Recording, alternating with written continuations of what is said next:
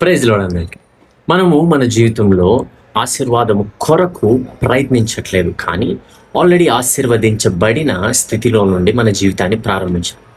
ఎందుకంటే బైబిల్ సెలవిస్తూ ఉంది, కొరింథీయులకు రాసిన 2వ పత్రిక 5వ అధ్యాయం 17వ వచనం, కాగా ఎవడైనను క్రీస్తునందున్న ఎడల, అంటే తిరిగి జన్మించిన క్రీస్తులో విశ్వాసముంచిన ప్రతి విశ్వాసి వాడు నూతన సృష్టి, పాతవి గతించెను, ఇదిగో క్రొత్తవాయెను.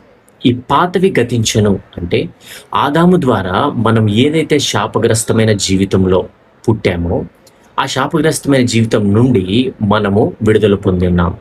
ఎవరైనా క్రీస్తును నమ్మిన యెడల వాడు నూతన సృష్టి. ఈ నూతన సృష్టిలో ఆశీర్వాదము ఉంది ఆల్రెడీ. అందుచేత మనం ఆల్రెడీ ఆశీర్వదించబడిన వారిగా మనం జీవితాన్ని జీవించాలి. కాబట్టి మనము మన దినాన్ని, మన డేని స్టార్ట్ చేసేటప్పుడు ఇలాంటి ఒప్పుకోలు ద్వారా మనము దినాన్ని స్టార్ట్ చేయడం చాలా మంచిది.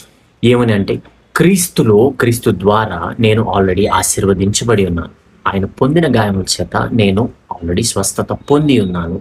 దేవుని మెండైన కృప నా మీద ఆల్రెడీ మెండుగా ఉన్నది. ఇలాంటి ఒప్పుకోలు చేయడం ద్వారా అనేకమైన ఆశీర్వాదములు మనం చూడగలుగుతాం జీవితంలో. ఆమేన్. ఈ వాక్యాన్ని ధ్యానించండి. పరిశుద్ధాత్మ దేవుడు మీతో మాట్లాడుగాక.